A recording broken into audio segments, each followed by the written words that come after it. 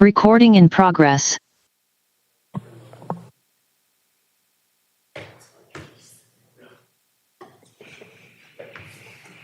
All right.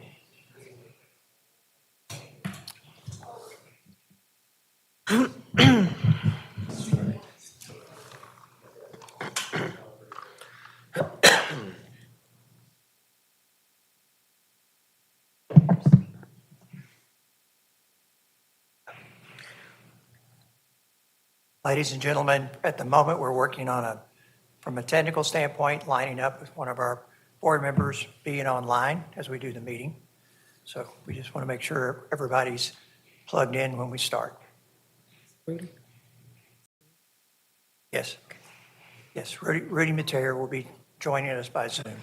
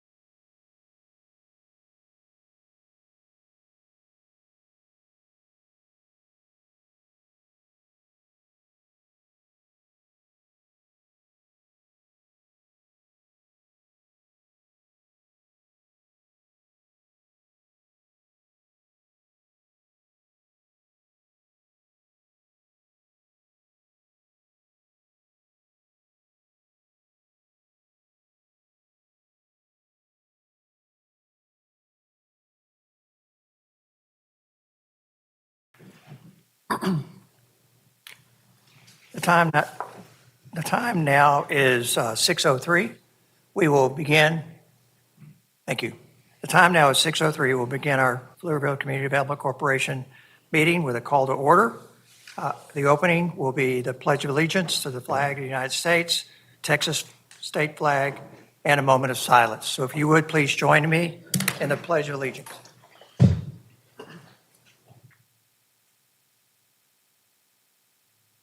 Allegiance to the flag of the United States of America, and to the republic which stands one nation under God, indivisible, with liberty and justice for all. Under the Texas flag, I pledge allegiance to thee, Texas, one state, under God, one and indivisible.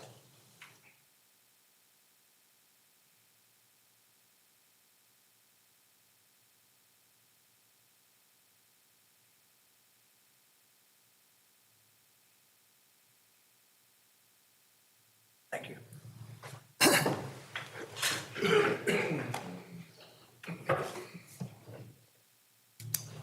At 6:05, we will enter into the items of community interest.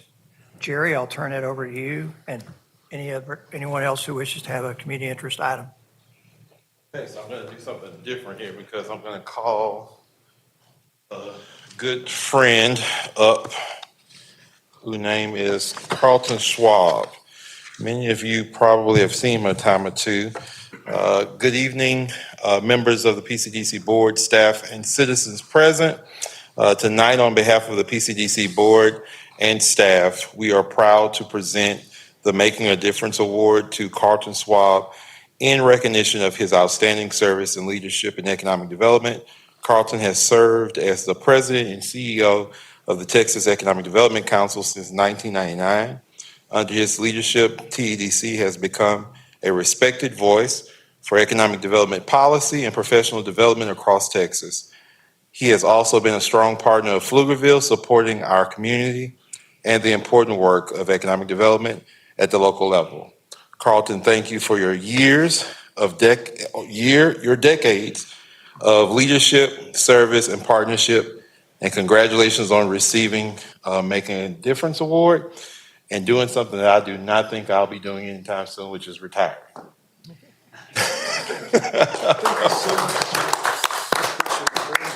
I appreciate you. I really do. If you want to, come and have some words.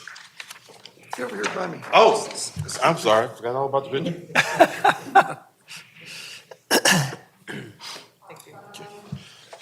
Yeah, just a couple of quick words, if y'all don't mind. It's been fun over the years watching Pflugerville not only grow, but to be a community that's really involved in the economic and community development of this community.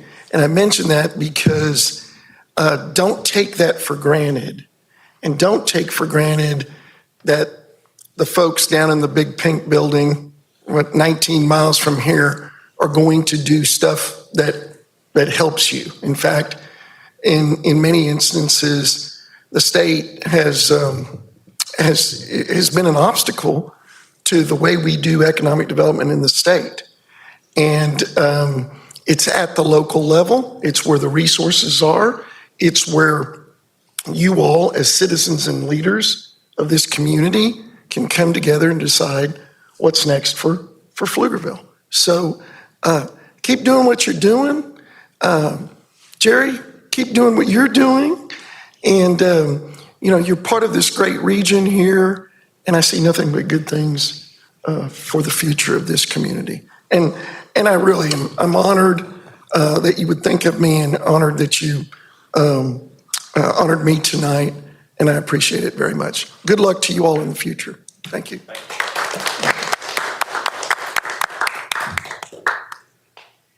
Board members, our next initiative, and I apologize that Adam isn't here today. He's at the IC.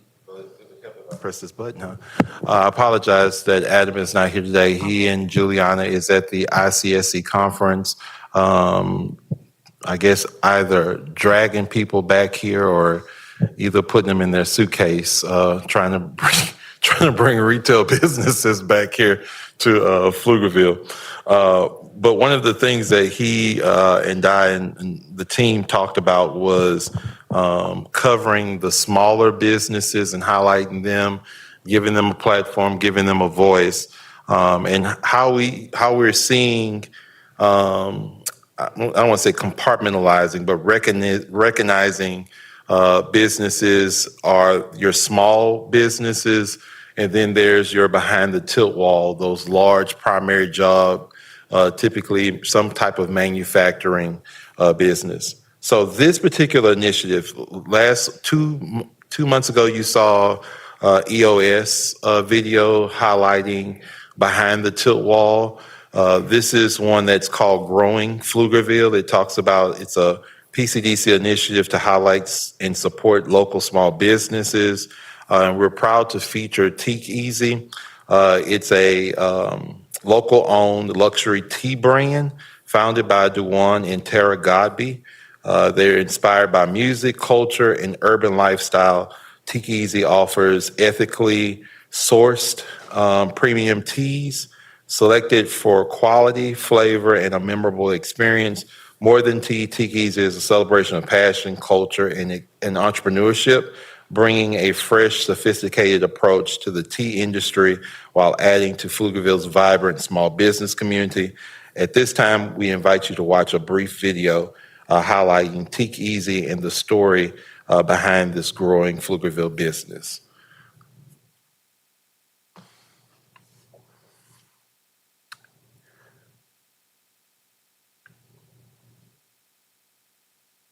You'll probably have to click on the actual there you go.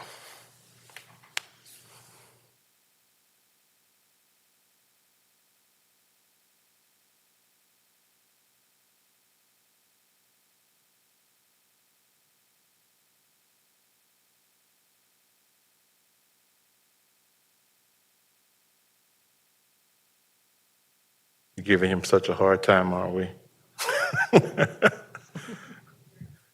You may want to start it back when you.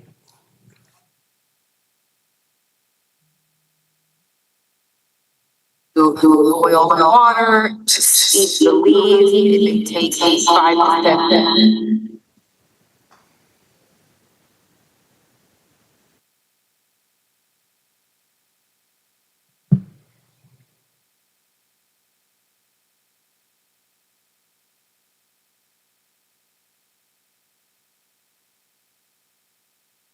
just in order for us to keep things going, what I'll do is I'll keep talking about the next initiative while you're working on the Tiki Easy video. Recently, Pflugerville Community Development Corporation, Wells Fargo, and the EGBI Business Accelerator celebrated National Small Business Week. And in doing so, we were able to celebrate the partnership of EGBI providing free training services to our small businesses. Starting in this second quarter of 2026, they're going to provide an 8-week program to help Pflugerville area entrepreneurs develop strong business plans. On Monday evenings here in this space, they are going to provide English series. And on Wednesday evenings in this space, they're going to provide Spanish speaking series. So the goal is to touch all types of businesses, whether they are the large employers or the small businesses that are just mom and pop. We're trying to touch everybody. We want everybody to gain insight, understanding, and feel supported as a business. And this is one of those first steps in ensuring that the voices and that the work that needs to be done for our small businesses are concerned, that we're at the table, that we're helping to continue to foster and direct those opportunities. EGBI is out of the Austin area. They're extremely well-known in the small business development world. When I first got here, they reached out to us, and it was interesting because the reason why they reached out to us was because many of our businesses have been driving to Austin to see them. And when they showed us a heat map of where their clients come from, it got real dark red around Pflugerville. So the storyline at that point in time was we were in the process of getting started on a small business study. And just quite honestly, we didn't want to commit any funds so soon towards an initiative without doing some kind of due diligence to support why we're doing it. They went back, took that feedback and went back and said, okay, we're going to go and find someone who would be interested in putting the money up for the initiative.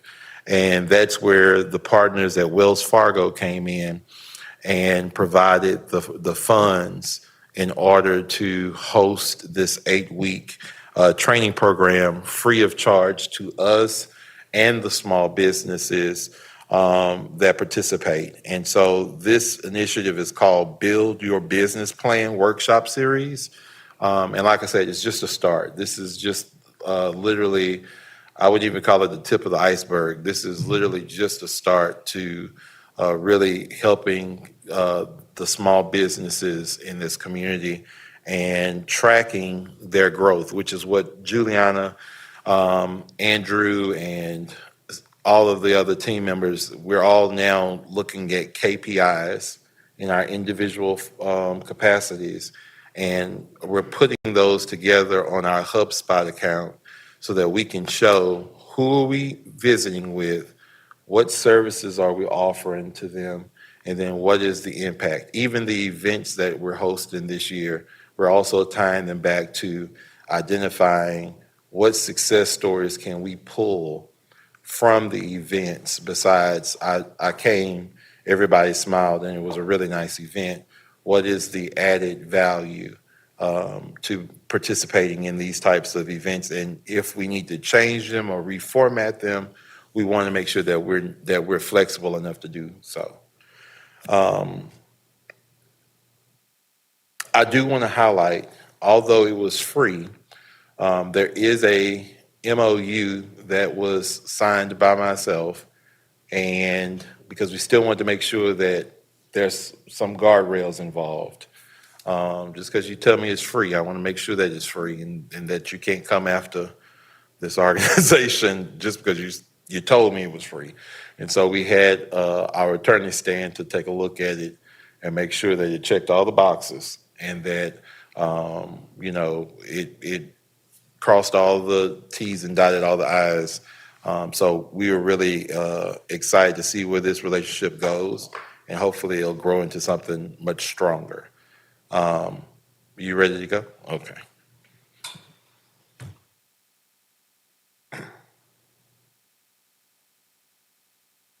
Who works longest, who puts in the most hours. Everything is rushed. You gotta have things instantaneously. You need to know something, you get on Google, I'm like, I need to know this right now.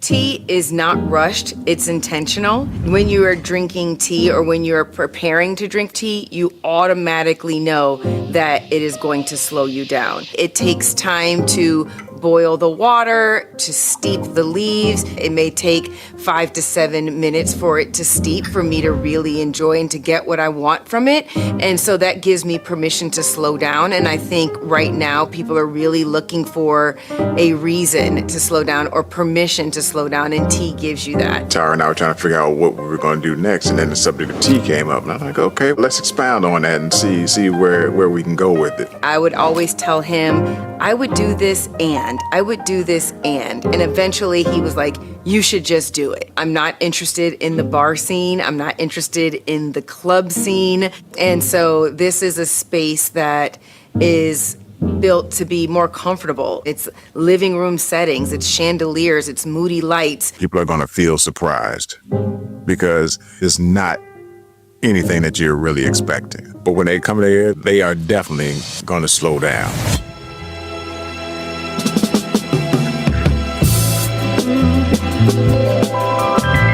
I can take something away from each genre of music. When Tara and I first got together, that was our thing. We had songs and we bonded over several genres of music. One of the things that we talked about was like, if you could take on an island one album, what would it be? And we're both said Earth, Wind, and Fire, right? And I think it's just a natural blend to slow down, listen to some music, and to drink tea. I think that they are hand in hand, and it just makes good sense to pair those two. At Tiki's, you will get an amazing cup of tea.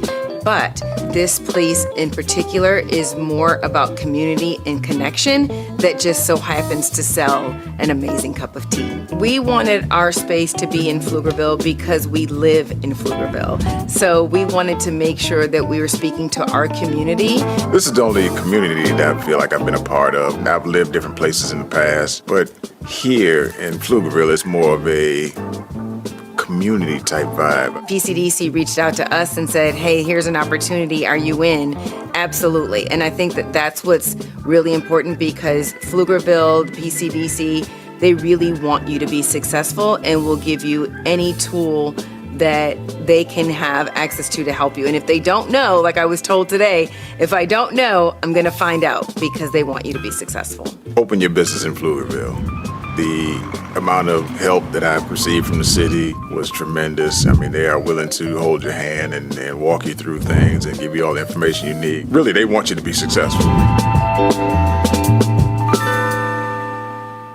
So we're going to continue to identify businesses that reach out to us, or we'll reach out to them. This is a great platform to share this video because hopefully it becomes a waiting list of businesses that see this and say, hey, I'd like for you to spotlight me or my business. One of the things that I'll share, going back to the KPIs, the lady, Tara, she actually participated in our Venture Fest last year, and that's why that's why the video had Venture Fest in it, because she participated in our Venture Fest program, and we're tracking her as she grows and as she goes. So super excited about that opportunity. These videos are, Adam has worked really hard on getting these videos done and wanting to really highlight the different types of businesses in the community. And so we'll continue to do that. We'll also want to be mindful of if there's opportunities to partner with Explore Pflugerville, We will also kind of take those chances. Adam works really well with Explore Pflugerville director. And so if there's a way for us to partner with them on different videos and initiatives, we'll be mindful to do that as well. Outstanding job. It warms my heart as a small business owner to see the PCDC focusing on small business, and I want to commend the staff, the team, for another outstanding product. Thank you.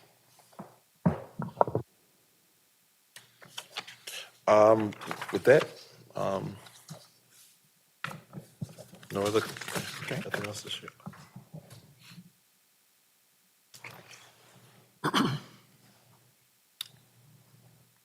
Lisa, I do not have any notations for anyone here for public comment. Yes, this office received no public comment So we will- request.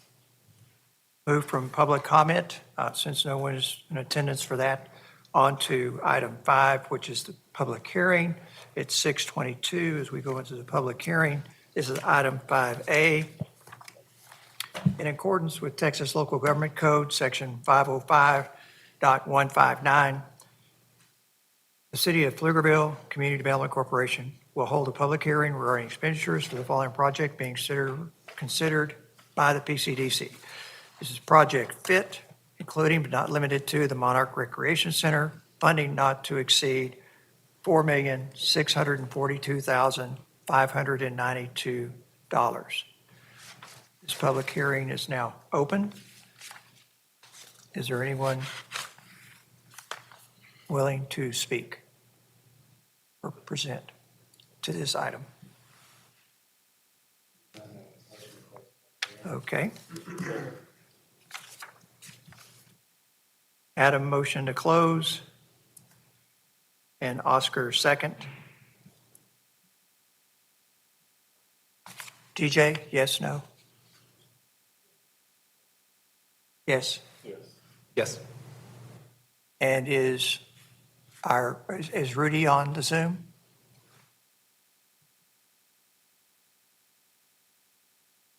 Okay, so he's not, so we have just those present, so it's 5-0 to close the public hearing. We'll now move to our next item. In the regular meeting, we have items 6A is our first one, and it's discuss and consider action to approve the PCDC April 14th, 2026 work session meeting minutes and the April 15th, 2026 regular meeting minutes. This is item 6A, 2026-0478. Do we have any questions regarding the minutes?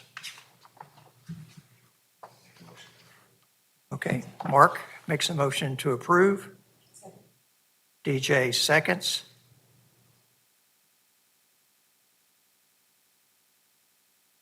I will vote yes. Yes. Oh, yes, sorry. Yes.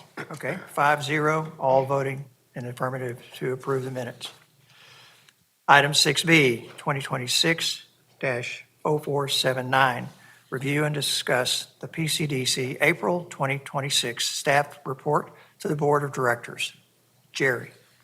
Good evening, board members and community partners. The April 2026 staff report reflects a high activity month for Pflugerville Community Development Corporation. The major themes for this month, we want to make sure that we continue to align ourselves with the Pflugerville 2040 Aspire Plan and the SEDS 320 Plan. On the business attraction side, which I'm just the business attraction and retention side, we are really picking up steam in this area. Earlier today, I said I'm a little excited and scared all at the same time. In 2024, we had 9 RFIs that we had submitted. 2025, we had 8, and RFIs stand for Request for Information. I have to be careful not to use so many acronyms. In 2025, we had 8 request for information that was submitted. So far this year, we are looking at 1, 2, 3, 4, 6 RFIs already in the second quarter. We have 4 active business recruitment expansion projects taking place right now, and we have 5 business attraction opportunities that are taking place right now as we speak. And earlier today, I didn't get a chance to have any conversation with Stacy or Andrew, but I believe they were both kind of individually dealing with possibly 2 more projects. So we're responding to the RFIs. We have pulled data to show how much available space we have here in Pflugerville. We're looking at somewhere around 60% of available industrial space. So that's a high number. It gave me a bit of chest pain, but when you dig into it, you will recognize that that number jumps because there's 3 huge facilities that are getting ready to come online, which is right up there by the 45-130 corridor, right there by Newmeister area. And hopefully our best friend, Caltex Dot, will allow us to one day be able to connect the roadway up there. But I know, but that's where the huge number comes from, because it just came online. But we still believe that even without that, we would probably hover somewhere around 40%. So we're responding to the RFIs. We have a lot of traction. We're seeing a lot of response, and as we get more information, we'll be sure to share with you. But I just thought that oftentimes we don't talk about. I know we shouldn't. It's best practice not to talk about the project publicly. What I find is not useful or helpful is that the public is listening to our meetings and not knowing that there are projects that we are responding to, and that we're working on projects to bring businesses here that are large employers and not just small businesses, but all businesses. So I just want to make sure that I'm sharing that bit of information to the public. We also advanced Project Print and Project Princess to the council. We can have further conversation about that at a later time. The business retention aspect remain focused on the major employers. There was outreach that was done at the PepsiCo, Auto Tech Corporation, Sunstone Metal, the Merck Lauren Concrete, Project Server, and a host of other businesses. Workforce development, the staff met with the Austin Community College. They're continuing to want to identify ways to align between workforce and education. There seems to be a bit of conversation surrounding the work that they're doing in connection with the school board system. The workforce component that we spoke of, or that we spoke with them about, is more so about upskilling.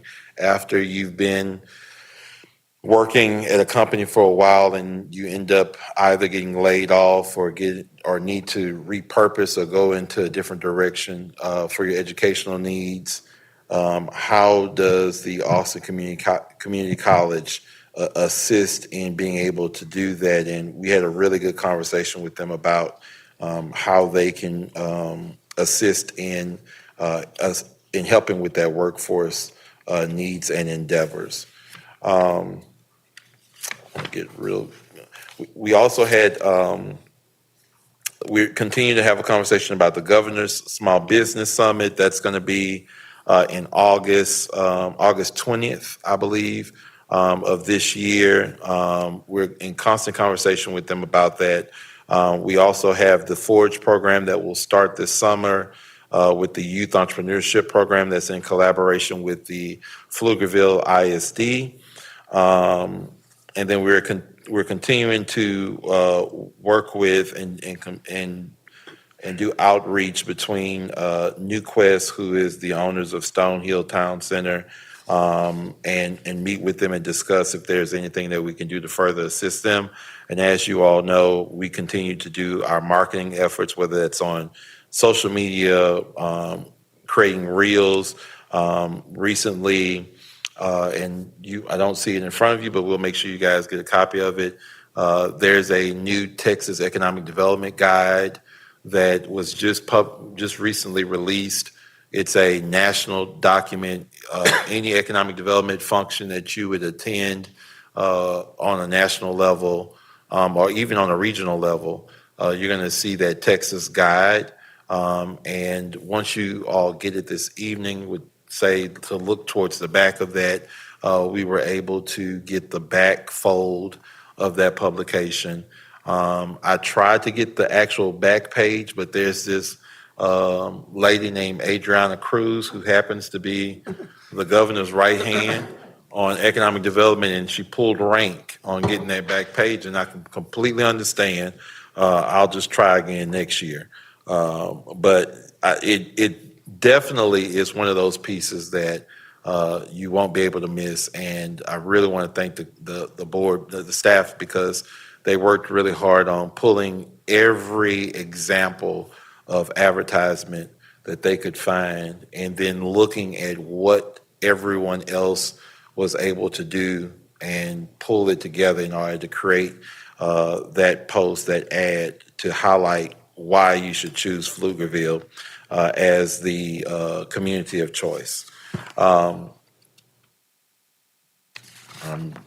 trying to be as brief as I can.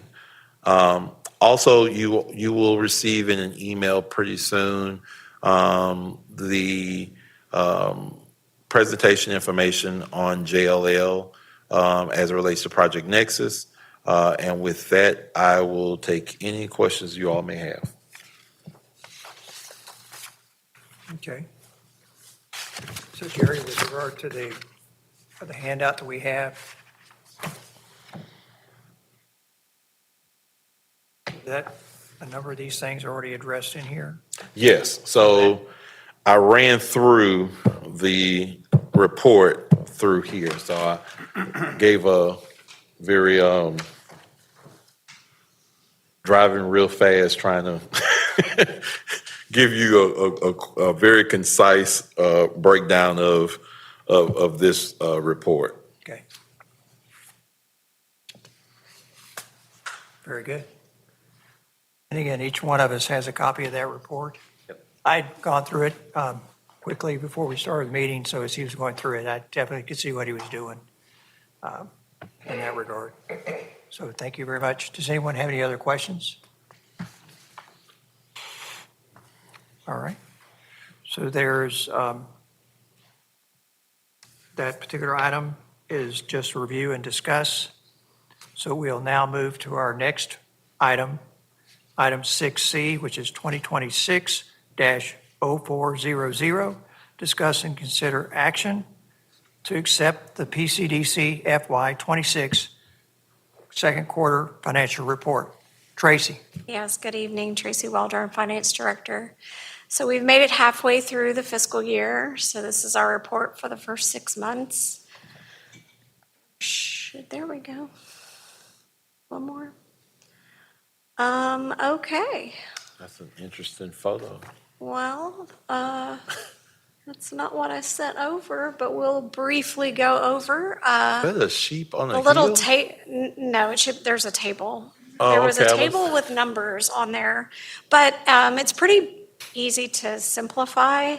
Sales tax is running behind projections. We projected 3% over our projected ending number last year, and I have been keeping an eye on sales tax. It's running about 0.3 fiscal year to date. And the software that we use shows that we might get around 1% fiscal year. So our 3% didn't quite pan out, even though we were looking a little better last year. So in our budget talks today, we did kind of discuss that we may want to consider being even more conservative and basically project flat year over year. So if I understood what you just said, so we've got the first 6 months. We've got it set up. We're trending it. As I was looking at the numbers from a sales tax, it looked to me like we were close to the pin of where we wanted to be, 50%, anyway. Yeah. But you're saying that the trend line, when you do the modeling, shows we're going to come up Right, short. because our values aren't the same month Right. over month, as you can see. Exactly. And so their software looks at our historical trend and the month over month activity. And so it's basically projecting that we'll be at about 1% by the end of the fiscal year. So just looking at the budget and what we want to do with that number for fiscal '27. Okay. We're looking at being a lot more conservative and either doing a 0%, keeping it flat, 1% possibly. Can you go back one more? Mhm.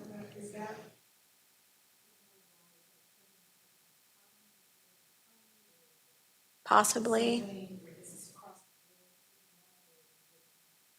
Oh, yeah, it's sales tax, all of our sales tax. The software, it's all the same sales tax. It's just that we get a percent and y'all get a percent. And so it's all the trends relate to both entities. Yeah, absolutely.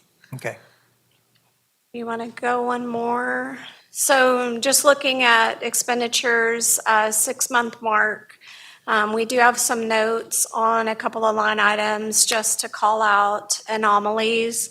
So on the supplies and materials, we did note that there was boardroom audio video upgrade. So we know that that was in that number, wasn't in the budget. So that reflects that 111%.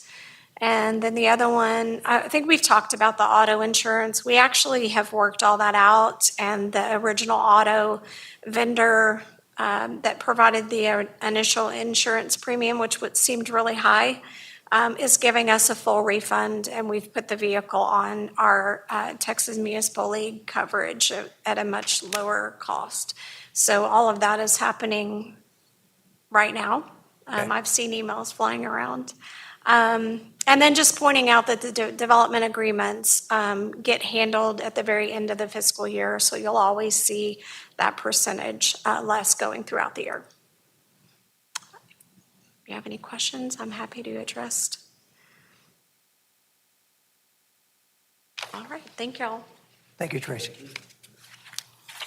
And Tracy will be making this presentation to the city council on Tuesday. It's the same information, and she will address that as part of our requirement in having these presentations done on a quarterly basis. So I move that we approve the presentation of the budget, the financial report as Tracy has presented. Is that, Tracy, what you're looking for? For us to move forward and approve what you've presented, so as that goes? I believe that's what y'all do. Yeah. Okay. Yeah, it's That an is. action item. So I am making the motion to approve the financial presentation of the materials, so that it now goes to the city council. Second. Oscar seconds. Adam? Aye, or yes, sorry. Oscar? Yes. Darrell, yes. Yes. Mark? Yes. Okay. So that we have a 5-0. Thank you, Tracy. And do we know if our Zoom board member has been added yet? Okay, I didn't think so. All right, so we're going to move forward to item 6D, 2026-0526, which you see up on the screen. Discuss and consider taking action on authorizing the PCDC Executive Director to sign the 30-foot SH 130 and Pflugerville Farm Lane water line temporary construction, or 30-inch, I should say, temporary construction easement agreement donation to the city of Pflugerville. Don't you wish it was 30 feet? All right. You don't look like Norma. I am not Norma. Thank you for noticing that. Good evening, PCDC board and staff. My name is Matt Rector. I am the Director of Utilities and Engineering here in the city of Pflugerville. I am not Norma. She is enjoying some much-needed time off. So what we're asking you tonight is to consider the donation of 0.041 acres of a temporary construction easement to allow us access for our contractor to get in and construct this 30-inch water line. The water line is going to go from Pflugerville Parkway up to SH 45 to open up that northern area in Pflugerville for additional water service for, and the easement is, as I stated, a temporary construction easement, so it will revert back once we are done with construction. We're anticipating that's going to be about a 2-year construction timeline. We're about 90% done with design as it stands today. And so it's just to get our contractor in and out in that corner. And we will restore everything and put it back the way it was once we're done with it. And then it'll be back to the PCDC to use as they see fit. Okay.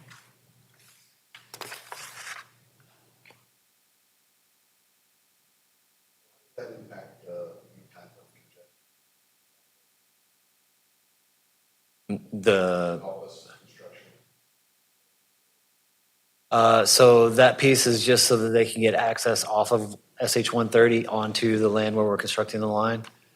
So other than just turning in and turning out, there wouldn't really be any impacts to any congestion that's already there.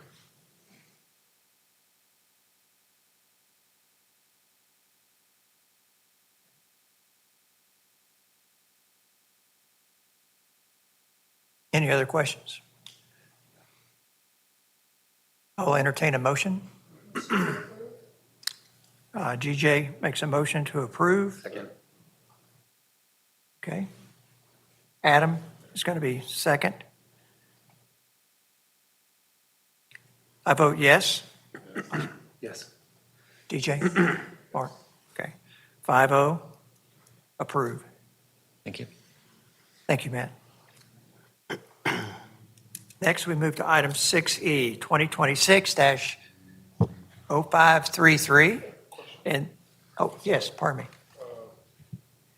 Who drafted the city? Who did what? Who drafted the actual verbiage providing that? Or was what we just did sufficient? The temporary ease. It is. What will happen, there will be a plat, I believe, that I'll have to sign, and it'll have to be notarized. We just did a plat earlier today for the same process. So you all pretty much authorized me today to sign the plat and have it notarized for the easement to be allowed. Right. Yeah. Yeah.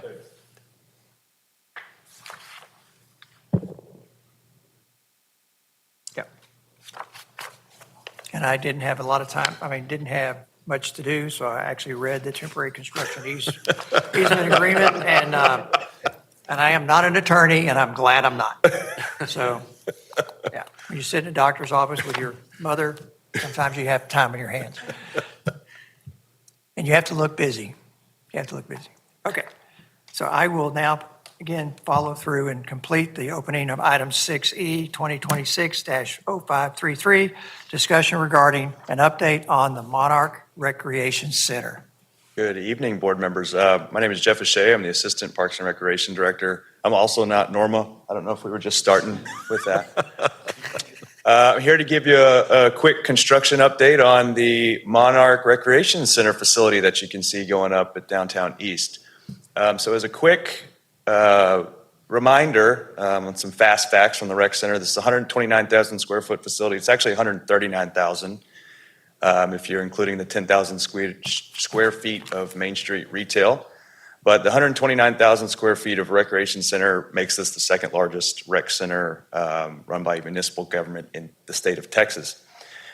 It's going to have 4 high school basketball courts, which translates to 8 basketball courts for younger games, 4 volleyball courts, full-size volleyball courts, 12 pickleball courts, a fitness and cardio area on the second floor, indoor aquatics that's primarily based around recreational play, kind of lap pool, small lap pool, but nothing competitive. You have water slides and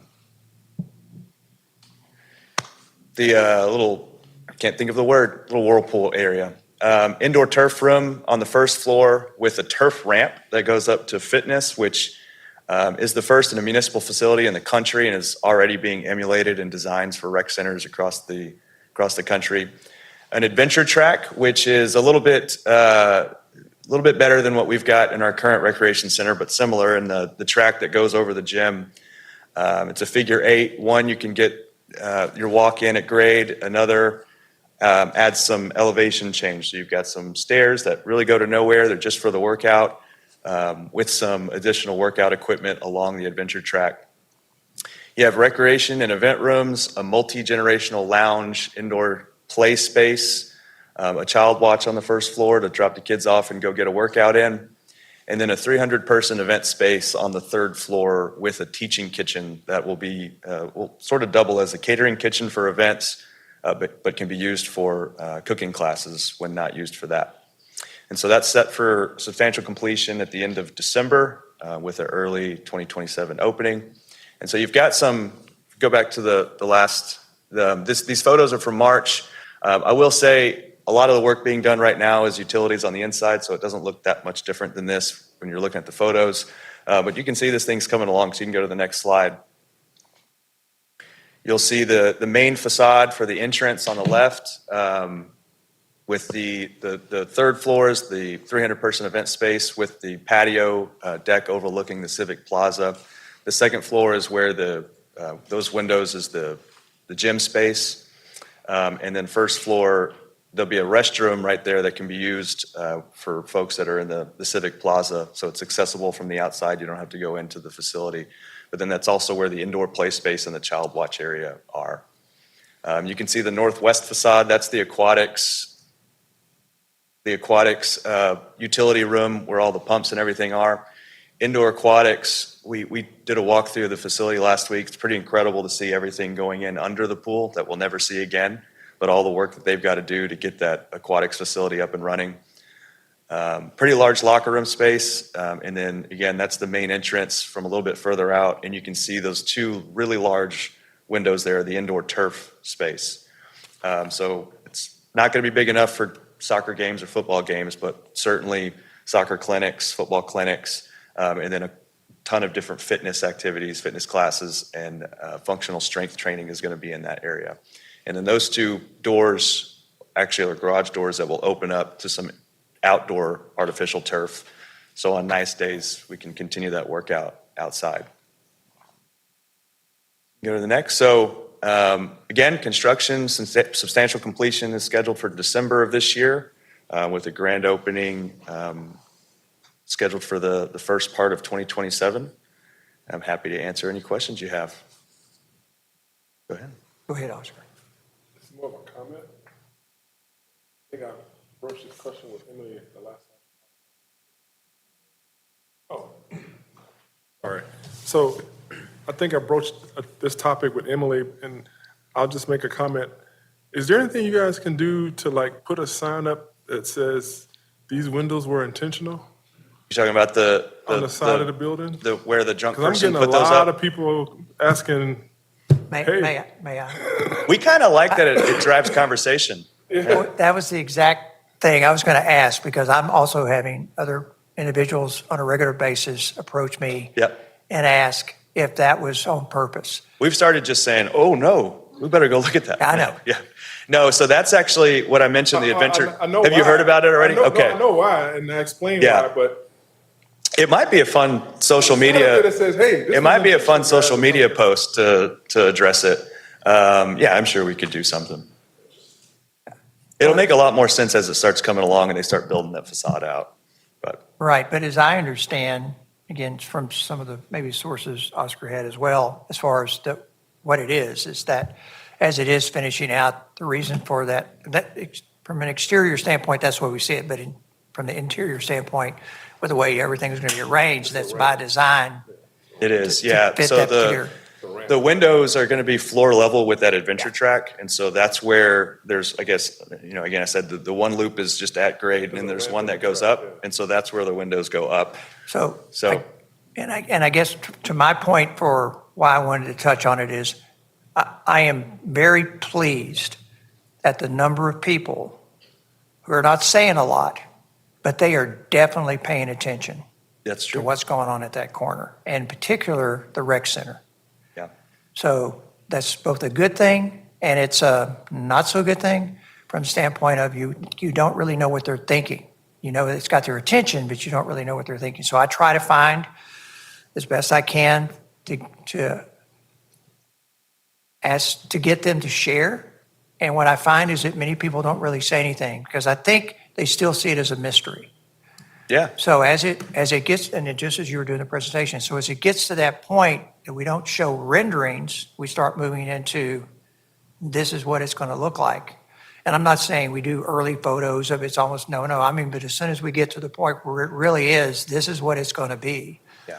I think people will be very excited to see that because it'll be like opening up the present That's right. and seeing what's in the box. Absolutely. Yeah. And as we get closer to opening, which is just, I mean, it's going to be here before we know it. This thing's coming pretty quick. We'll start doing some early membership drives. We'll start trying to drive some interest and get people signed up. There'll be incentives to sign up early. We haven't determined what those are yet, but we'll do, there'll be tours for people that have signed up early. So we're going to start getting people in that building. They'll be able to tell their friends and family and neighbors, what's in the facility and I think get people pretty excited about it. It is funny that the question we get asked the most is, why is that window crooked? But again, I honestly believe we look at that as an opportunity to, one, sort of make a joke and then tell them that's actually intentional because every part of this facility is incredibly unique. And the design team and staff have thought about every which way that we can make this thing very unique to this community. And that's one of them. And it won't be unique after a certain point because other cities are going to start to emulate it.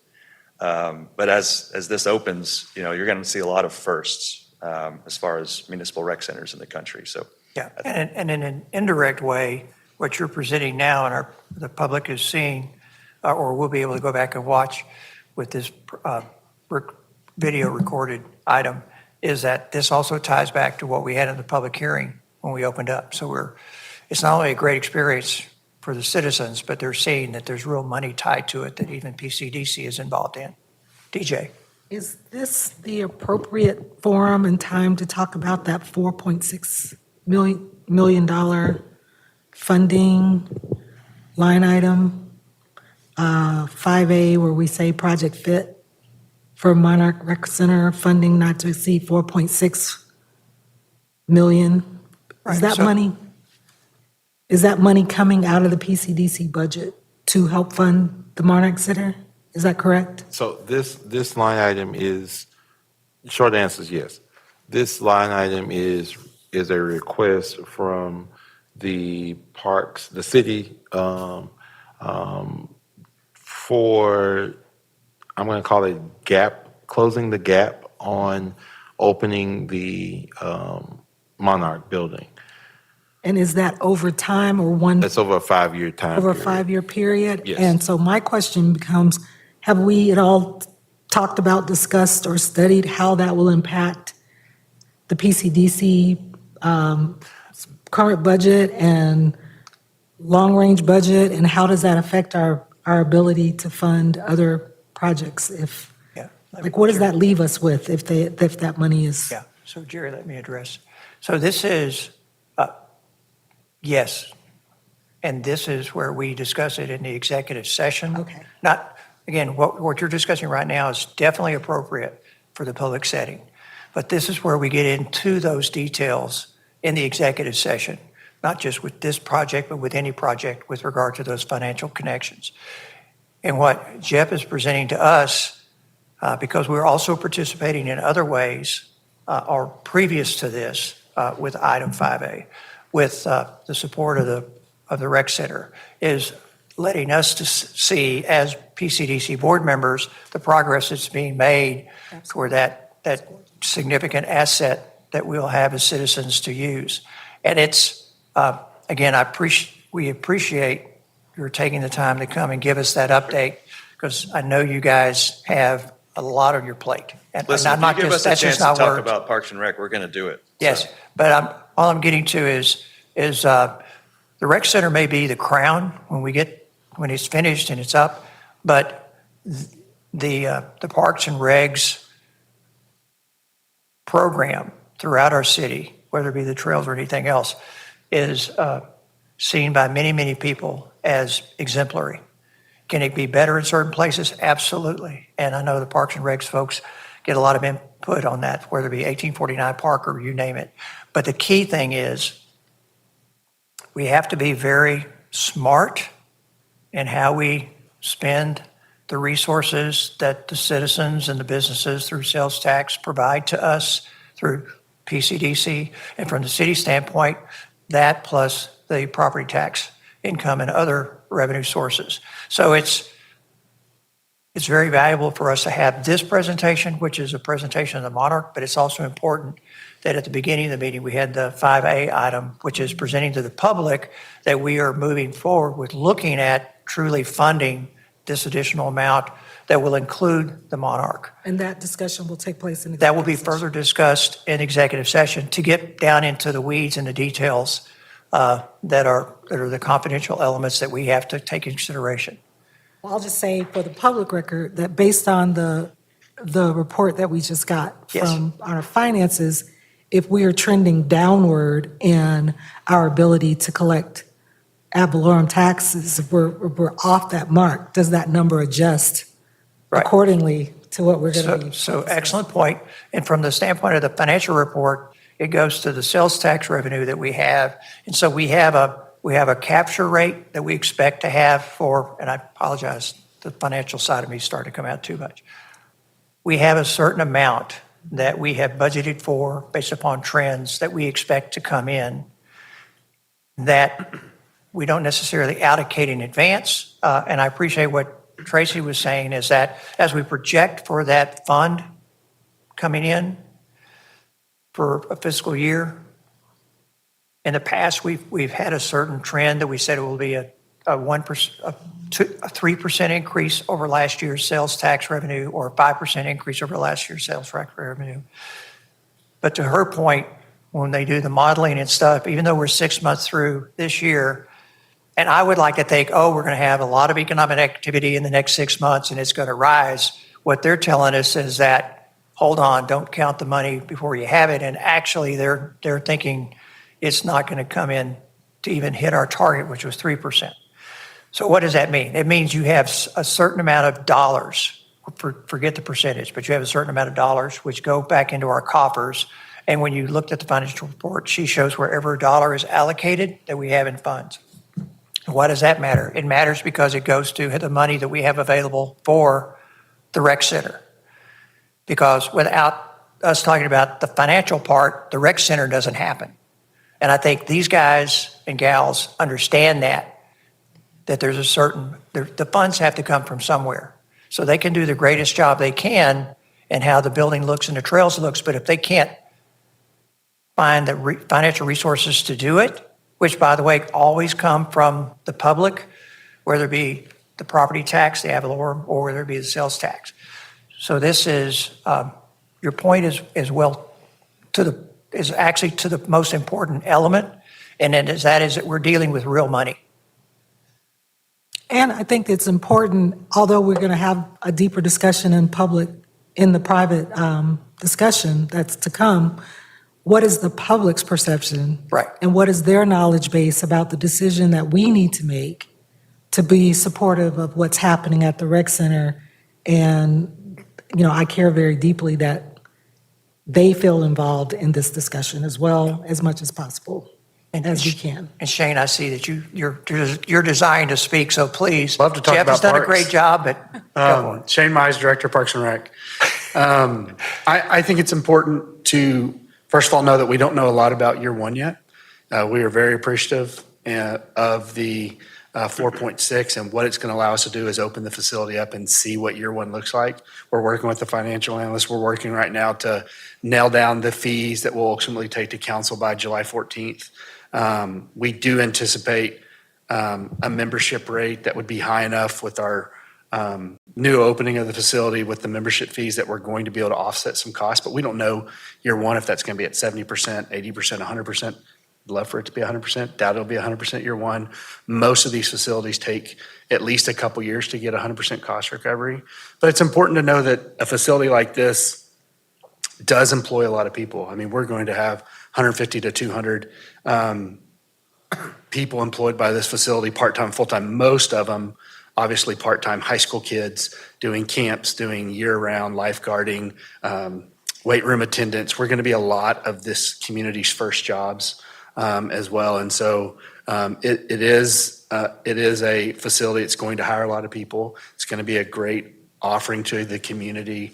And we think once we get it open, we start to see where membership is and what's costing to, house this facility. We're going to know a lot better after year one what it's going to take to run this facility, where were we at with those fees, and I'm going to beat a dead horse, but if the economy trends downward and you don't hit your projections, does that then mean that the PCDC is going to be even deeper in the hole? Are they going to come back and ask us for additional funding to cover a larger gap that might exist? And is there any opportunity for the PCDC to recapture funds if you overperform? oh, that's above my pay grade. Yeah, at some point, we would then come back to council, let them know where we're at. Council would probably have a conversation with PCDC, and we'd go from there. We will know a lot more after we open up the facility. Yeah. And actually, Jerry, if you'll speak to that, because I know you know the answer. This is, so I went to the council retreat. I can't remember what month it was, but January. Thank you. It's all these months starting to fold into each other. I went to the council retreat in January, and the presentation, and Shane is spot on what he's saying, that this is, they'll know more once it gets closer, and then once it's actually opening and operating. And that typically there is a gap in funding that occurs when you're first opening up these structures. The goal is to operate at 100%, so that it's carrying its own water. There is, and I don't think Tracy had a chance to kind of, I'll say toot our own horn, but it's in a TERS. Am I right? It's in a TERS so that there's, well, no, not TERS, that's not the right word. It's in a fund that will allow itself to support itself in operation and maintenance over time periods. So it's those are the types of components that are put in place. These funds are stopgap funds for the most part. So my understanding is that it wouldn't just come out just to come out. It's coming out because there's a gap in closing that operation and maintenance in the first year. So like he just got through sharing, if it's at 100% membership, then, I mean, there's no need to come What if it's for the at funds. 50? What if it's at 40? Well, if it's at Not the 40, 60 that they anticipate. then what would end up happening is, right now, the way it's spread out over a 4-year period. So the first year is $2.1 million. That's the first year of that 4.6.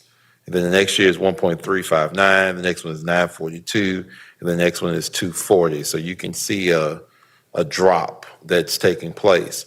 If it gets past 2.1, they would then have to, one, I'm more than sure based off of the retreat, the council's going to want to have some conversation about why it isn't closing the gap. And then from that, the council will more than likely reach out to the board and ask for further help if that help is possible. And the only reason why I'm saying if that help is possible, and Tracy and I had this conversation early today in budget, going back to my earlier conversation about how many projects we have in the pipeline, out of those 11 or 13, we may land 2 or 3 of them, which will cause our economic incentives budget to go up, right? And so that's what I would call a good problem to have. It allows the board, it allows the council to have the conversation of, okay, if, let's knock on wood, this doesn't happen, but let's say the Monarch building falls 50% short of their We first, hope doesn't happen. and I'm knocking on wood again, that doesn't happen, but let's say that it does, and then here we go with economic development projects where we have to incentivize, and the incentive could be. It's also not the first choice to come back to PCD to get it, right? So Parks and Recs has a budget as well. Yes. So when your budget shortfalls, you look at your own programs where you have to make up your costs from. But does that It's not happen? coming back to this. Does that happen? That's, Well, that's what I would expect Well, to happen. judging from the conversation today, it does happen. Judging from the conversation, it does happen. So New Braunfels opened up a new facility 34 years ago now, and they had a 5-year projection to be 100% cost recovery. And the YMCA closed in year 1, they hit 100% cost recovery. McKinney, was it McKinney that hit cost recovery right around the end of year 1? Now, I'm not trying to tell y'all we're going to hit cost recovery year 1. Most of these facilities have 3 or 4 years of growth before they hit 100% cost recovery. That's what we projected and talked to council about. You're absolutely right. If we come back in year 1 and we were hoping to get, I think the 2.1 was like 60-something% cost recovery. If we're at 50-something% cost recovery, I have to tell council we're at 50% cost recovery and figure out, did we open up the pool from open to close? Can we not open up the pool open to close the next year? Was the cost of the memberships, it was $65 a month, but priced right, it probably should have been $75 a month. There's obviously going to be conversations on that. We don't know yet. We have data. We have a feasibility study. We have a market rate. We know what the largest 10 rec centers in the state are all doing, and we have worked with a consultant that's open 2 of them. And so we're doing everything we can to project and predict where this facility is going to be in a year.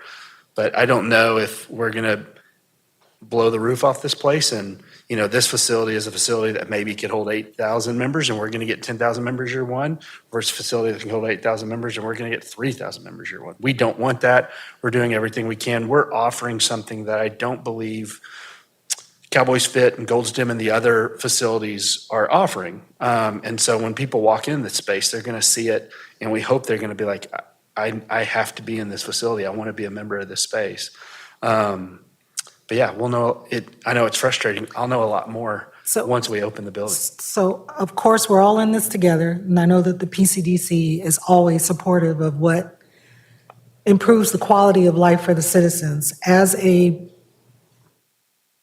the position that I know I'm sitting in, and the questions that I have, I'm trying to think of it as, will we be in a position, what I don't want to have happen is we keep funding a gap and then don't have the money to do, if the economy continues to not do as well as we hope, then the PCDC is in a position where it can't fulfill its mission, and then we're looking at Facebook posts that say PCDC's not doing their job. So if we're just making sure that we're not being set up for failure, not intentionally, but because we don't understand the market, where are the safety guardrails that ensure that the PCDC can, one, be supportive of doing what's needed to fund the gap, but also stay solvent enough to perform our mission, primary mission. And if we're taking away from Cowboy Fit and the other, does that mean that we're also losing ad valorem taxes from them? So where's that those are the questions that I have. And I can speak to that because I think I can't speak to all of it. The part about how we affect other, we're a recreational based offering. And so part of our research and the research we did at Rec Camp and some of the places we went to while we were working on building this facility and seeing what we needed to do, there was a study from UNT that did a study of so 8 of the 10 largest rec centers in the state are all in DFW. So UNT did a study of those 8. And what they found is they weren't competition for their Gold's Gym and their Cowboy Fit. They were actually a feeder program.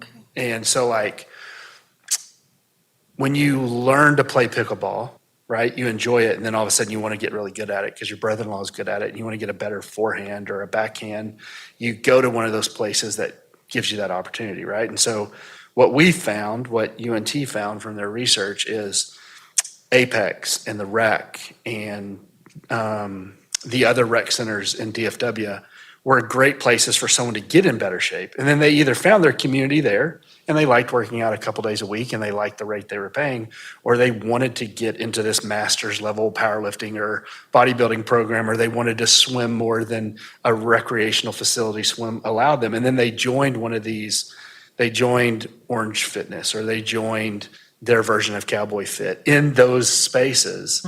And it wasn't a spot that was competition. Like in Colorado, for example, Carla Madison Rec Center was built right across from a yoga studio. And there were concerns about the yoga studio and what the impact would be. In fact, one of the architects of Carly Madison was one of the yoga studio instructors' spouses, and he heard about it the whole time they were designing it. But that's not what ultimately happened. Was what they saw in that Denver scenario was people that started out at the recreational yoga class wanted to take the more professionally trained yoga class with the more yogi style people in it in some ways. And so we want to find a space in this market where people that maybe don't go to Gold's Gym because they're intimidated by the brand Gold's Gym, or they don't go to Cowboy Fit because they're intimidated by a Cowboy Fit, come to our facility, get used to working out on equipment, get used to workout culture, get used to helping each other out. And then if they want to go to that next level and maybe refine something more, maybe they go to one of those places where personal trainers are there and more of those things happen. And so we're hoping to, the feasibility study says that the market's not saturated. There's not a huge Y here, for example. There's not a bunch of other rec centers. Our rec center will close down. It's 24,000 square feet, and it's got a couple thousand members that we're hoping to carry and front load into this facility. And so we've done the research on the feasibility study. We've done the market analysis. We've worked with the consultant. We're working with the architect. The architect that's building our place has built half of those DFW facilities. This isn't an architect we just picked by low budget dollar. It's someone that's built a couple of those large facilities in DFW. So we're trying everything we can to do this right for this community. And I'd love to have a crystal ball. I don't know if I'd waste my one wish on how well this did, but Play maybe the I lotto would. if Yeah, you had it, absolutely. I'm going to just say that the rec center is way overdue for the city of Pflugerville, especially multi-facet. So I think it'll be successful. Yeah. I know your stretch goal is 100%, right? You always have to have a stretch goal. Yeah. Right? And so if you come close to meeting your goal, and then I don't see there's going to be an issue, because that's a lot of what all the other facilities do not provide to you. Absolutely. So that's the key, right? And so especially with childcare, the child play area as well. So There's a senior lounge in there. Lazy River was what you were thinking of, which is kids are playing on it after school, but in the morning, seniors are walking against the current, so they get workout opportunities. There's a dry sauna in there. There's a lot of things there's massage chairs outside the massage area, or outside the workout space. There's a lot of things that one thing appeals to you, one thing appeals to you, one thing appeals to you, one thing appeals to me, everyone over here. And so there's hopefully enough introduction stuff that you're like, man, I got to be here. And we are trying to make it something that the first 3,000 or 4,000 members don't pay that 100% cost recovery. It's when we hit a membership number that the 8,000 eventually carry it all. And so we're just trying to ask for a couple years of help until we get to that 8,000. Well, as a 20-year resident of Pflugerville, I love this city. I agree. I appreciate the added conversation, because I feel like if I have these questions, a lot of people in the community And we wanted to probably make sure also have that question. They will put a Band-Aid on the side of a big Yeah, Band-Aid. You know, and transparency is always, transparency and accountability is always, should be our top priorities. And I'm happy that you entertain my questions, and I feel satisfied with the responses that I've received. Thank you. Awesome. great job, guys. Appreciate it. Thank y'all. Thank you. Thank you. I do want to, I'm sorry. I was gonna say, I do agree, something humorous, because what I'm hearing is not all that wonderful. Yeah, they think we. It kind of rides, I mean, you got a positive take on it, but I'm hearing, these idiots screwed up the building kind of response, right? I mean, so I'm just saying, Right. that would be great, a humorous thing on the side of the building. Oops. Right. Whatever it is. A digital Band-Aid. We'll see. We'll see what we can figure To out. spur that, yeah, so. But only if it doesn't cost money. That's right. Part of y'all, we're going to take it out of your 4.6. No, okay. Thank you. Very good. Thank you. Thanks, Shane. Thank you, Jeff. Thank you, Shane. I do want to give and it's not related to the conversation totally, more so just the process. So this is the first reading of Project Fit. It was discussion tonight at the meeting in June. You will see it say discuss and consider action. And then from there, you'll be able to take a vote on it. In the past, we have done public hearing and then voted at the first meeting and then done a second public hearing after the vote had already taken place. And we were like, that's counterproductive. So we have a public hearing today. We had discussion. And then at the next meeting, we'll have a public hearing at the beginning of the meeting. And then we'll actually take a vote. The board will take a vote on this item. Just for my colleagues out there in the ether in Texas, this project started here at the PCDC. And once the vote takes place here, it will then go to the council for their approval. And so I wanted to make sure that I state that publicly, that the project started here and that it is going to then move forward after a vote takes place. So. Yes. Very good. So again, thank you for your presentation on the Monarch and for the discussion. We'll now go to the time now is. I'm sorry. If there's any questions that you all may have, Shane loves to talk about Parks and Rec. So if you all have any questions about the leading up to that next meeting, please don't hesitate to contact me and let me know, and then I'll make sure that Shane gets the questions. If they're about the actual park, if they're actually about Monarch, I'll forward those questions to Shane. If they are about the financial piece of our budget versus the gap coverage, then I'll send that to Tracy. So just let me, if you guys have any further questions, just let me know. Shane, we're not asking for any more conversation. I've seen you drag some people to us. I try not to, but no, y'all have a great night. Thank you. That's it.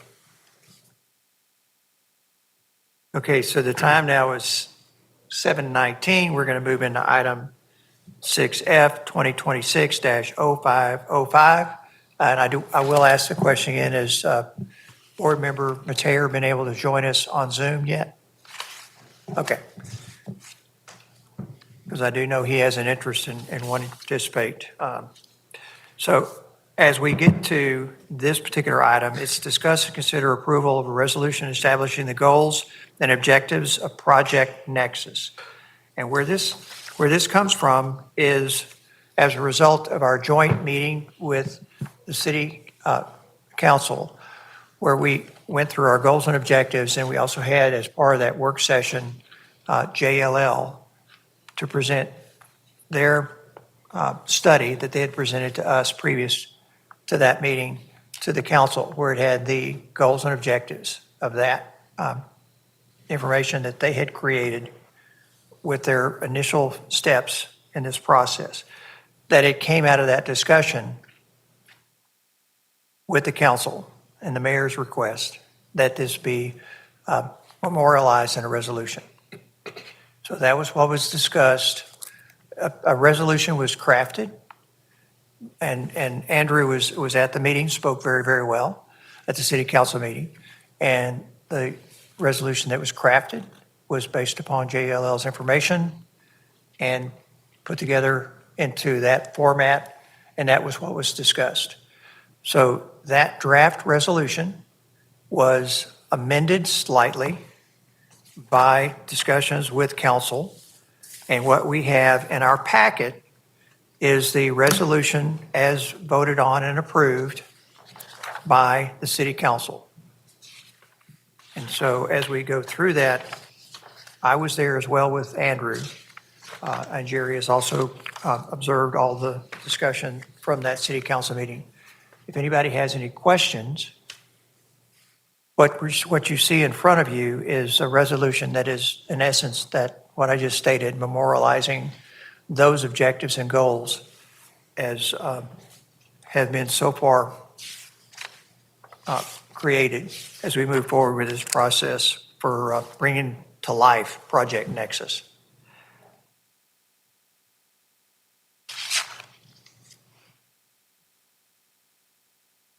Now, I was planning on doing a really, really good job in discussing this. I didn't know it was going to be that perfect. So if there's not any questions, I will. I mean, I just feel like we've talked about, talked about this and talked about this and talked about the goals. Yes. And so, yeah, I mean, I don't see anything wrong with this or anything we need to fix. I mean, we've all been in agreement, like this is a catalytic project.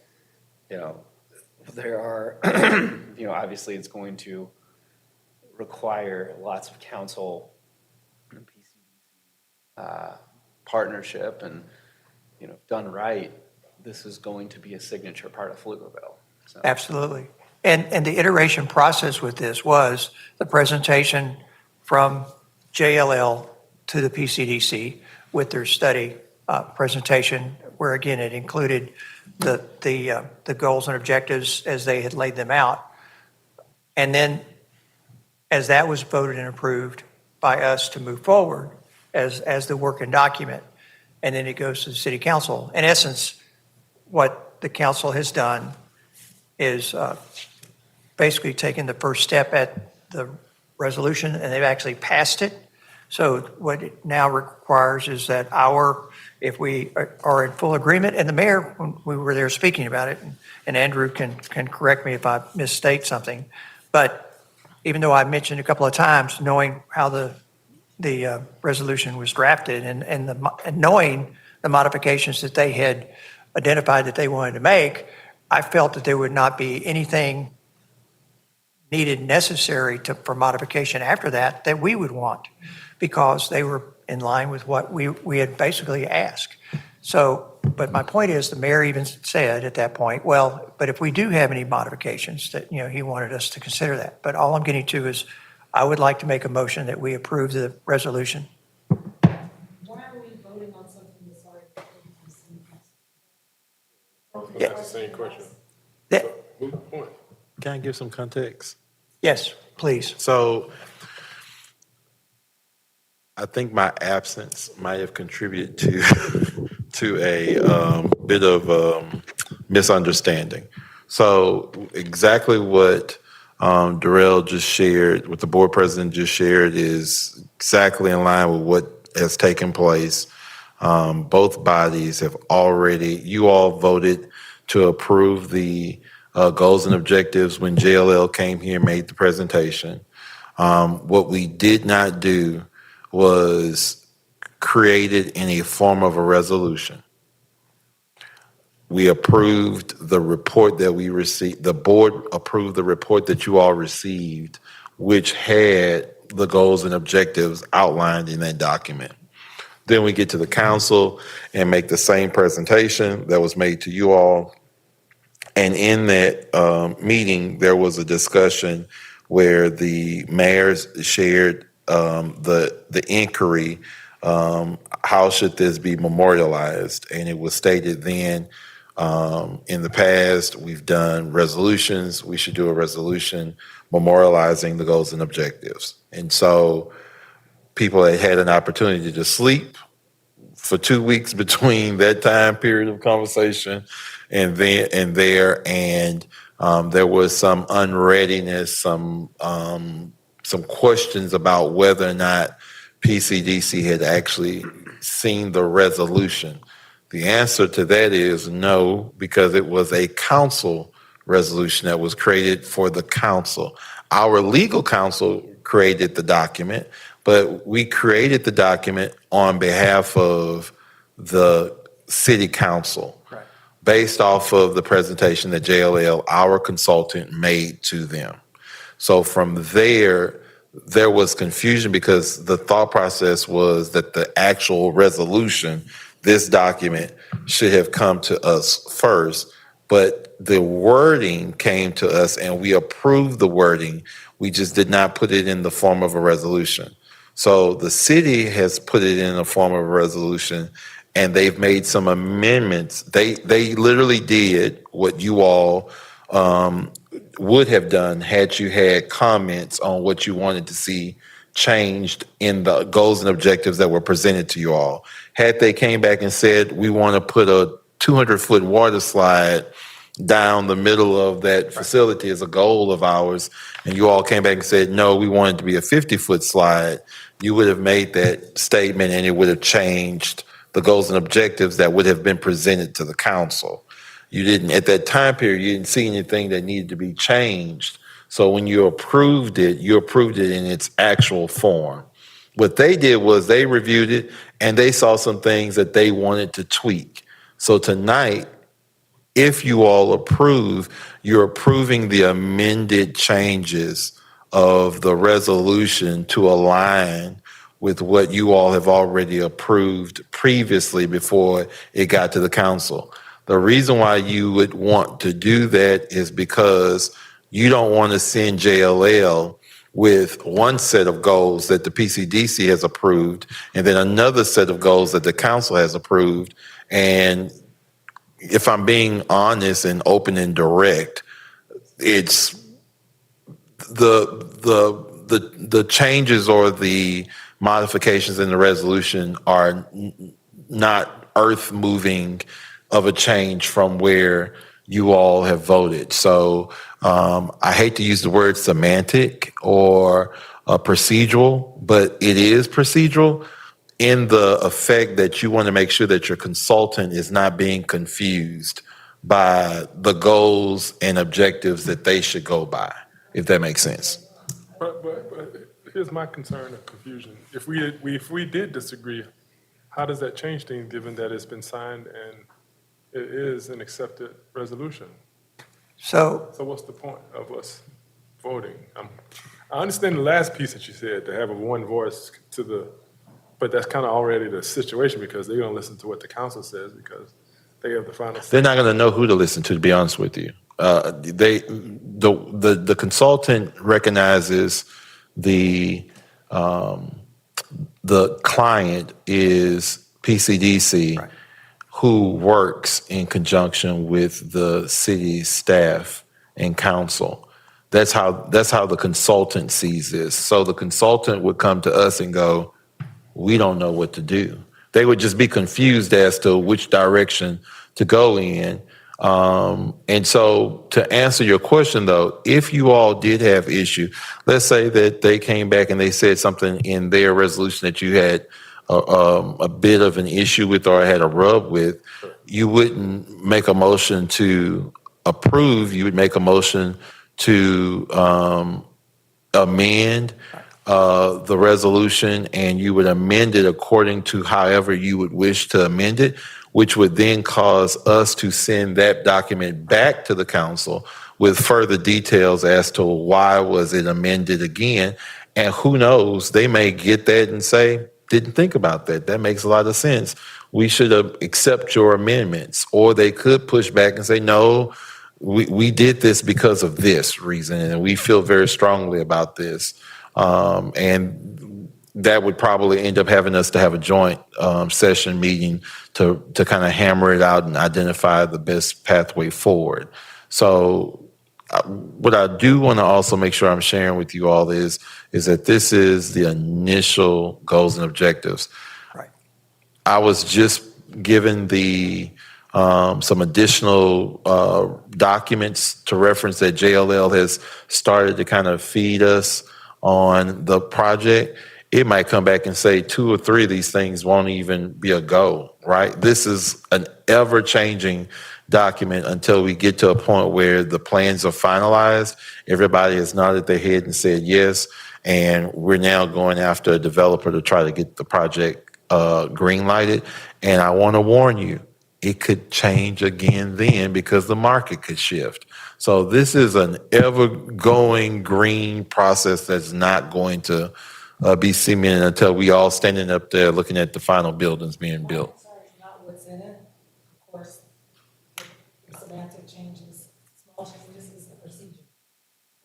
Once, if we're doing, are we doing things procedurally? Or did this happen out of sequence that we're catching? I need to know. No, this is the correct, all projects start here. All projects start here at PCDC. The project started here, the presentation was made here first. So we made the JLL came in, made the presentation, discussed and stated what the goals and objectives were based off of comments from both the PCDC staff as well as the city staff. Once those goals and objectives were created and collected, they then came and made a presentation to you all. You all then said at that point in time, just before it was even voted upon, one of our board members said, hey, if we vote on this, is this finalizing and we can't do anything about this? And the board president said, no, this is an evergreen document. It can change at any moment should things necessitate that it should occur to be changed. So in short, Thank you, Stan, because I don't know how to do anything in short. the purpose of this specific agenda item is to document this board's approval. It's sort of like a ratification, but it's not a ratification. Right. And also to show support. And every project is unique. And, you know, procedurally, there's more than one way to skin a cat. Yes. And we're good here. This is documenting by minute order that you all do support and approve of the resolution. Excuse me, but is it not the case that the person not on the hook, but the person who will manage this deal, which is Jerry, it's incumbent upon you to make sure you abide by this. Whether we ratified it or whatever tonight, you have to manage that project in accordance with this. And let me share this with you all. One of the things that I think was extremely poignant, and I should have pointed this out earlier, was a council member made it very clear the changes that were made during the comment period of the document revisions was to make it very clear that PCDC was leading the charge on this project. Right. So, yeah, that was one of they actually on the floor made the amendments that said this needs to be more worded, that PCDC is making the charge The on point that. I'm making, Yeah. sorry, I apologize. What I'm saying is, if we did nothing tonight on this item, it's still incumbent upon you to make sure you're managing to this document, whether we did anything, right? That's sort of a project management issue to make sure you are in agreement and have the one word, one voice that this document reflects. That's a reflection of the city. The city puts us out and says, this is what our whatever goals and whatever are, then you need to manage the project in accordance with that, whether we did anything or not. Does that make sense? No, actually, it's the reverse. So the board is the guidance that I operate under. So if you all, as of right now, as it stands, let's say you don't take a vote tonight on this particular document, I have to operate according to what you approved. Okay. Yeah, well, I serve at the pleasure of the board. No, I'm not confused about your answer. Oh, okay. Yeah. I'm good, but if every y'all are good, I'm good. I'm learning. So I want to know the process, how the process works. I think the hang up, yeah. I think the hang up in this one, I think what really confused everybody, and we will fix it to where it doesn't confuse anybody anymore, is the fact that you all voted to approve the goals and objectives, and it wasn't in the form of a resolution. And I think that because it was not in the form of whereas, but that you approve the document that you received with the same language in the resolution, I think that is where the rub occurred. So moving forward, we will make sure that a resolution is provided that's coupled with the presentation, especially if that same engagement has to go before the council so that everybody has a resolution and everybody's drinking from the same well. Right. So, and I agree with everything you just said. I would like us to, however, keep in mind that we can do a resolution along with that vote of approval, like we did with JLL when they made the first presentation to us.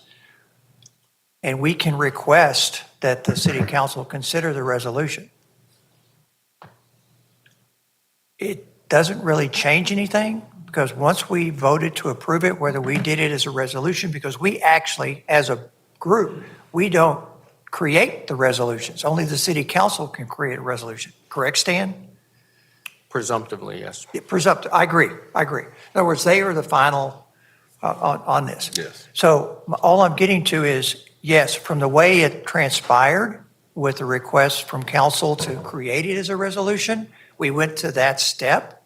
But yes, we could have, and to Jerry's point, will, as we come to items similar to this in the future, as we have the presentation and such, we will have for our discussion a proposed resolution that could be provided at that step because we know the council may wish to have that. But I would think at that point even, we wouldn't say the resolution has to be approved by council, but we would vote to approve and provide wording to council if they so see fit to memorialize it in the form of a resolution. Does that make sense? Mm-hmm. Because that's in essence what happened in this case, is that they asked that it be stepped. And I'll frankly say, from the standpoint of moving this forward, that was part of me because I'm going, this project is extremely important. We have all of the data elements in place. Do we need to have another month delay in order to create a document that we would vote on that would then go to council? That council very well could have done the same thing they just did to do those edits. And then, you see where I'm getting at? So that's the issue and of the way the resolution arrived at that we have before us. And that's the reason, from my standpoint, knowing the edits that were made by council to that draft resolution, that's, I think, well in line with everything that we intend, that we wanted to accomplish. And so that's why I put forth a motion to approve the resolution as presented and voted on and approved by council. Did I say that correctly, Stan? Yes. Is Thank it you. approve or accept? I think it's Well, actually, Stan had some words that I thought were appropriate. That is to affirm. Stan, was that what it was? Well, I used ratify. Okay, yes. Here, there's some parliamentary considerations. You can use different various motions, but, if you so choose, you could consider something along the lines of ratify and approve. Okay, I will so make a motion to ratify and approve the resolution. And it's resolution 2268-26-05-12-1419 for the city of Pflugerville. And we have a second. So Lisa, I made the motion and DJ made the second. And I will start with Adam. Yes. Yes. Oscar? A yes? Yes. 5-0 vote to ratify and approve and affirm. Thank you. And this was, again, excellent discussion because, again, as we move forward with similar things, now we know how best can interact with our council cohorts and get this accomplished.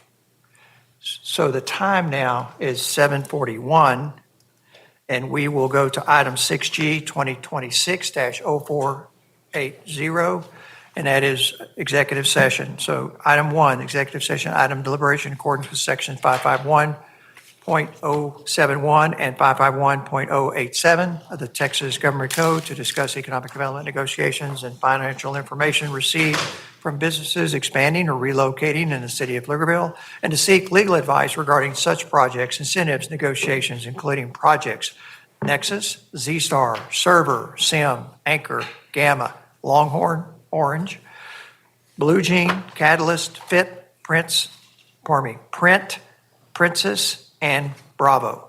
Item 2, executive session. Item 551.071, consultation with attorney regarding pending litigation with the 15508 Impact Way LLC versus PCDC et al. Case 1:23 CV 00914, U.S. District Court of the Western District of Texas. 3, executive session item 551.071, consultation with attorney regarding the executive director's assignment and participation in the Property Owners Association. And 4, executive session item, discussion of personnel matters pursuant to Chapter 551.074 of the Texas Government Code regarding the communications and marketing manager and executive assistant. And 5, executive session item, discussion of personnel matters pursuant to Chapter 551.074 of the Texas Government Code regarding the annual performance evaluation executive director. We are now in executive session.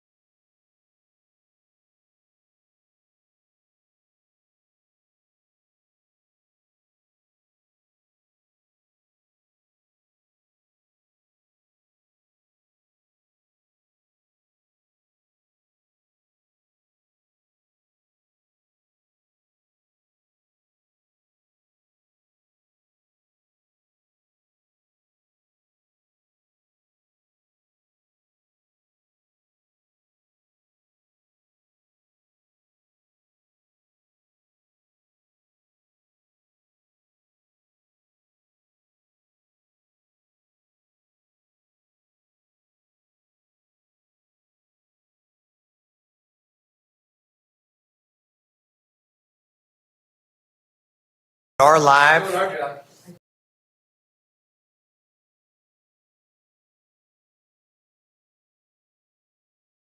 So we have,